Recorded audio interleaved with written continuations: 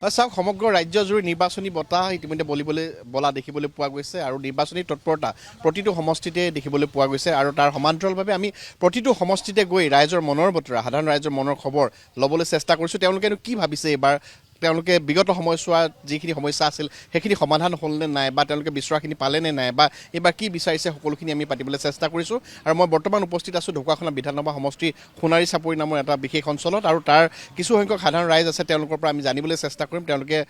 এইবাৰ কি বিচাৰিছে ঢকুৱাখনত কেনেকুৱা ধৰণৰ পৰিৱেশ পৰিস্থিতি হৈছে মই প্ৰথম আপোনাৰ ওচৰলৈ আহিছোঁ কথাটো হ'ল কেনেকুৱা পৰিৱেশ হৈছে এইবাৰ ঢকুৱাখানাত কি হ'ব যেন লাগিছে বা ঢকুৱাখানাবাসীৰ যিবোৰ সমস্যা সেইবোৰ সমস্যা সমাধান হৈছেনে নাই যেন লাগিছে নিশ্চয় প্ৰথমে আপোনাক ধন্যবাদ জনাইছোঁ আমাৰ দৰে অঞ্চলটোত আহি আমাৰ মনৰ ভাৱ ল'বলৈ চেষ্টা কৰাৰ বাবে ঢকুৱাখানাত পুনৰবাৰ আমি এইবাৰ নৱকুমাৰ দলে ডাঙৰীয়াই জয়ী হ'ব বুলি আশা কৰিছোঁ কাৰণ তেওঁ বিগত 15টা বছৰে আচলতে আমি হিচাপৰ লেখেৰে 15টা বছৰ হ'ব পাৰে কিন্তু তেওঁ 10 বছৰ কাম কৰিবলৈ পাইছে কিয়নো প্ৰথম 5 বছৰ তেওঁ বিৰোধী দলত থাকিলে আৰু সেইমতে বিশেষ কাম কৰিবলৈ সুবিধা নাপালে কিন্তু পাছৰ 10 বছৰ যি উন্নয়ন কৰিছে ঢকুৱাখানাৰ উন্নয়নত ধাৰা অব্যাহত ৰখাৰ স্বাৰ্থতে আমি পুনৰবাৰ নৱকুমাৰ দলে ডাঙৰীয়াক জয়ী কৰাবলৈ আগবাঢ়িছোঁ। নিশ্চয় ধন্যবাদ জ্ঞাপন কৰিছোঁ মই আপোনাৰ ওচৰলৈ আহিছোঁ কৈছে যে তেওঁলোকে বিগত 10 বছৰ বিশেষকৈ 15 বছৰ তেওঁ নেতৃত্ব দিলে এইবাৰৰ চতুৰ্থবাৰৰ কাৰণে তেওঁ অৱতীৰ্ণ হৈছে কথাটো হ'ল ঢকুৱাখানাবাসীৰ সমস্যাবোৰ সমাধান হৈছেনে নাই সমস্যাবোৰ সম্পূৰ্ণ সমাধান হৈছে বুলি ক'ব লাগিব আমাৰ তেখেতে কৈ গৈছে যে আমাৰ 15টা বছৰত তেওঁ পাঁচটাকৈ 3টা পৰিকল্পনা তেওঁ পাইছে আৰু সেই 3টা পৰিকল্পনাক লৈ পিনি যে আমাৰ ঢকুৱাখানাবাসীয়ে তেওঁক 3টা মানে নামো দিছে বুলি ক'ব লাগিব নামৰ পাছত তেতিয়া তেওঁ উপাধি দিছে 3টা সেই উপাধিকেইটা প্ৰথম তেওঁ যেতিয়া কৈছিলে টিম ঢকুৱাখানা নেতা বুলি কয় প্ৰথম 5 বছৰত তাৰপাছতে আমাক যেতিয়া মন্ত্ৰী পদ পাইছিলে তেতিয়া আধুনিক ঢকুৱাখানা নিৰ্মাতা বুলি কৈছে তাৰপাছতে এতিয়া আমাৰ বিধায়ক হিচাপে তেওঁ আছিলে মানৱ দৰ্দী নেতা বুলি কোৱা হৈছে আৰু এই বৰ্তমান যিটো ঢৌ হৈছে তেওঁ আমাৰ বিপুল ভোটত জিকিব বুলি আমি ধাৰণা কৰিছোঁ আৰু ঠিক সেই 4 নম্বৰবাৰৰ বাবে ঢকুৱাখানাবাসীয়ে তেওঁক আৰু এটা নামেৰে নামাকৰণ কৰিব বুলি মই আশা ৰাখিছোঁ। নিশ্চয় ধন্যবাদ জ্ঞাপন কৰিছোঁ মই আপোনাৰ ওচৰলৈ আহিছোঁ কথাটো হ'ল তেওঁলোকে কৈছে সমস্যাসমূহ সমাধান হৈছে কিন্তু তাৰ মাজত কিছুসংখ্যক লোক পাইছোঁ তেওঁলোকৰ ক্ষেত্ৰত তেওঁলোকৰ ফালৰ পৰা কৈছে কিছু ক্ষেত্ৰত বিশেষকৈ স্বাস্থ্য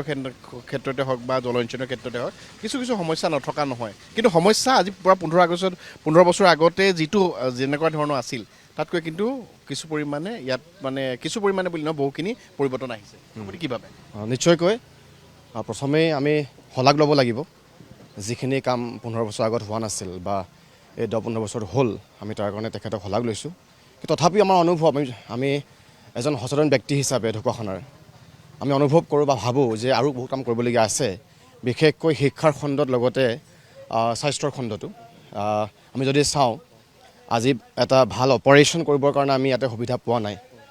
ভাল এটা ট্ৰিটমেণ্ট যদি মেজৰ ট্ৰিটমেণ্ট থাকে আমি ইয়াতে সুবিধা নাপাওঁ আমি হয় ধেমাজি নহয় লখিমপুৰ নহয় ডিব্ৰুগড় দৌৰিবলগীয়া হয় ন' ডাউট ৰাস্তা বদলি হৈছে সেইটোতো আমি বিশ্বাস কৰোঁ বা শলাগ লৈছোঁ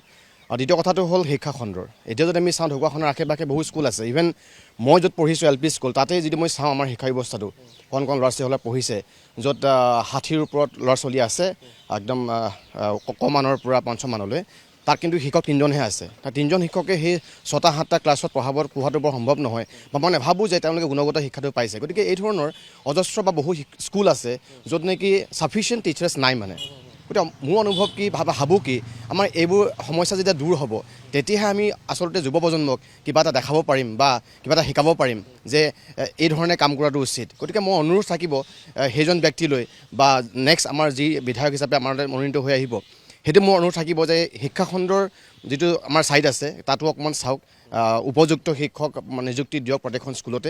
পৰ্যাপ্ত পৰিমাণৰ শিক্ষক নিযুক্তি দিয়ক লগতে যিসকল ব্যক্তি আমি দৌৰিব লাগে ধেমাজি লখিমপুৰ ডিব্ৰুগড় স্বাস্থ্যৰ বাবে বা কিবা এটা অপাৰেশ্যন কৰিবৰ কাৰণে সেই ধৰণৰ ডক্তৰ বা মেডিকেল ইয়াতে ব্যৱস্থা কৰক সেইটো মনত থাকিব তাকে মই ক'ব বিচাৰিছোঁ। ধন্যবাদ জ্ঞাপন কৰিছোঁ মই আপোনাৰ ওচৰলৈ আহিছোঁ তেওঁ ভালেকেইটা সমস্যাৰ কথা কৈছে যে সমস্যা বহুত সমাধান হৈছে মই নিজেও আহি প্ৰতিটো স্থানতে বিশেষকৈ ঢকুৱাখানা প্ৰতিটো অলি গলি গৈছোঁ আগতে 15 বছৰৰ পৰা আগৰ যিখন ঢকুৱাখানা সেইখন সম্পূৰ্ণ এখন পৃথক ঢকুৱাখানা হৈছে সমস্যা সমাধান হৈছে তাৰ মাজতো কিবা আছে নেকি বা এইবাৰ আপোনালোকে কি ভাবিছে নমস্কাৰ এইবাৰতো আমি ভাবিছোঁ নৱকুমাৰ দলে জিকাটো নিশ্চিত হৈয়ে আছে প্ৰায় 40-50 হাজাৰ ব্যৱধানত জিকিব বুলি আমি অনুমান কৰিছোঁ তথাপিতো আমাৰ কিছুমান সোণাৰী চুবুৰীৰ সমস্যা নথকা নহয় আছে। সমস্যা আমি আগতেও কৰি আহিছিলোঁ। কিছু সমস্যা তাৰমানে ধৰি লওক আমাৰ মেডিকেলৰ সমস্যা আৰু এটা বেংকৰ সমস্যা আৰু এটা আমি ব্লকটো বিচাৰি আছিলোঁ। এইখিনি কথাটো লৈ পেলাই তেখেতৰ লগে লগে তেখেতে আশ্বাস দিছে, তথাপিতো এইখিনি সোনকালে আমি হ'ব বুলি আশা ৰাখিছোঁ। তেখেতৰ নেতৃত্বতে এইখিনি কৰি দিলে আমাৰ সোণাৰী চুবুৰীবাসী উপকৃত হ'ব বুলি ভাবিছোঁ আৰু তেখেতৰ জয় অনিবাৰ্য বুলি আমি ধাৰণা কৰোঁ। নিশ্চয় ধন্যবাদ জ্ঞাপন কৰিছোঁ। মই আৰু কথা পাতিম কিছু স্থানলৈ গৈ।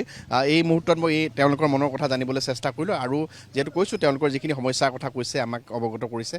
যিখিনি আছে বাকী যিখিনি হৈছে সেইখিনিও কৈছে। গতিকে আমি তেওঁলোকৰ মনৰ কথাখিনি শুনিলোঁ আৰু কিছু স্থানলৈ যাম, তেওঁলোকৰ সৈতে মনৰ কথা পাতিবলৈ চেষ্টা কৰিম।